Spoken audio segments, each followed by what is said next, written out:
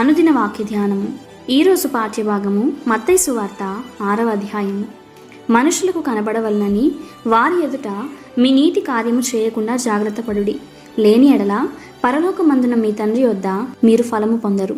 కావున నీవు ధర్మము చేయునప్పుడు మనుషుల వలన ఘనత నొందవలనని వేషధారులు సమాజ మందిరములలోనూ వీధులలోనూ చేయులాగున నీ ముందర బూర ఊదింపవద్దు. వారు తమ ఫలము పొంది ఉన్నారని నిశ్చయముగా మీతో చెప్పుచున్నాను. నీవైతే ధర్మము చేయునప్పుడు నీ ధర్మము రహస్యముగా నుండి నిమిత్తము నీ కుడి చేయి చేయునది నీ ఎడమ చేతికి తెలియకుండా ఉండవలెను. అట్లయితే రహస్యమందు చూచు నీ తండ్రి నీకు ప్రతిఫలం ఇచ్చును. మరియు మీరు ప్రార్థన చేయునప్పుడు వేషధారుల వలె ఉండవద్దు. మనుషులకు కనబడవలనని సమాజ మందిరములలోనూ వీధుల మూలల్లోనూ నిలిచి ప్రార్థన చేయుట వారికి ఇష్టము. వారు తమ ఫలము పొంది ఉన్నారని నిశ్చయముగా మీతో చెప్పుచున్నాను. నీవు ప్రార్థన చేయనప్పుడు గదిలోనికి వెళ్ళి తలుపు వేసి రహస్యమందున నీ తండ్రికి ప్రార్థన చేయుము. అప్పుడు రహస్యమందు చూచు నీ తండ్రి నీకు ప్రతిఫలం ఇచ్చును. మరియు మీరు ప్రార్థన చేయనప్పుడు అన్యజనుల వలె వ్యర్థమైన మాటలు వచింపవద్దు. విస్తరించి మాట్లాడుట వలన తమ మనవి వినబడనని వారు తలంచుచున్నారు. మీరు వారి వలె ఉండకుడి. మీరు మీ తండ్రిని అడుగక మునిపే మీకు అక్కరగానున్నవేవో ఆయనకు తెలియను. కాబట్టి మీరు ఇలాగ ప్రార్థించుడి. పరలోకమందున మా తండ్రి, నీ నామము పరిశుద్ధపరచబడునుగాక. నీ రాజ్యము వచ్చునుగాక. నీ చిత్తము పరలోకమందు నెరవేర్చున్నట్లు భూమి అందును నెరవేరునుగాక. మా అనుదిన ఆహారము నేడు మాకు దయచేయము. మా రుణస్థులను మేము క్షమించి ఉన్న ప్రకారము మా రుణములను క్షమించుము. మమ్మను శోధనలోనికి తేక దుష్టుని నుండి మమ్మను తప్పించుము. మనుషుల అపరాధములను మీరు క్షమించిన ఎడల మీ పరలోకపు తండ్రియు మీ అపరాధములను క్షమించును. మీరు మనుషుల అపరాధములను క్షమింపకపోయిన ఎడల మీ తండ్రియు మీ అపరాధములను క్షమింపడు. మీరు ఉపవాసము చేయనప్పుడు వేషధారుల వలె దుఃఖముక్కులై ఉండకుడి. తాము ఉపవాసము చేయుచున్నట్లు మనుషులకు కనబడవలనని వారు తమ ముఖములను వికారము చేసుకొందురు. వారు తమ ఫలము పొంది ఉన్నారని నిశ్చయముగా మీతో చెప్పుచున్నాను. ఉపవాసము చేయుచున్నట్లు మనుషులకు కనబడవలనని కాక రహస్యమందున్న మీ తండ్రికే కనబడవలనని నీవు ఉపవాసము చేయనప్పుడు నీ తల అంటుకొని నీ ముఖము కడుక్కొనుము.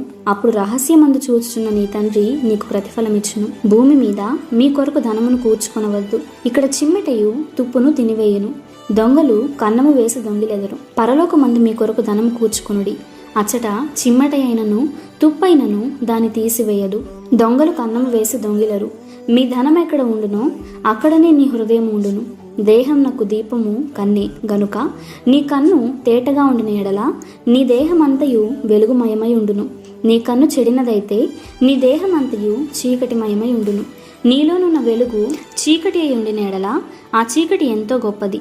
ఎవడను ఇద్దరు యజమానులకు దాసుడుగా ఉండనేరడు. అతడు ఒకని ద్వేషించి ఒకరిని ప్రేమించును, లేదా ఒకని పక్షముగా నుండి ఒకని తృణీకరించును. మీరు దేవునికిని సిరికిని దాసులుగా నుండనేరరు.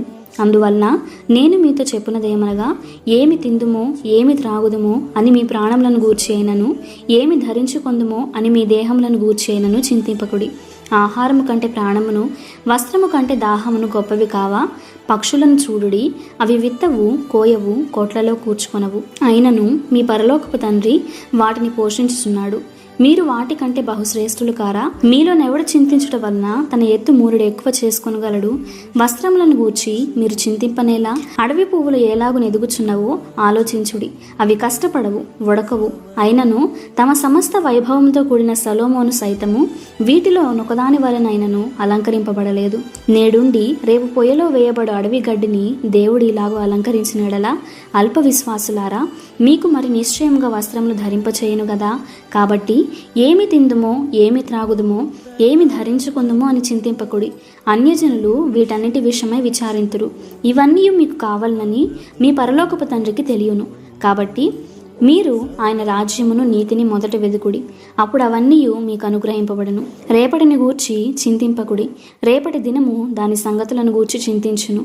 ఏనాటికి కీడు ఆనాటికి చాలును. ఇంతటితో ఈ పాఠ్యభాగము సమాప్తము.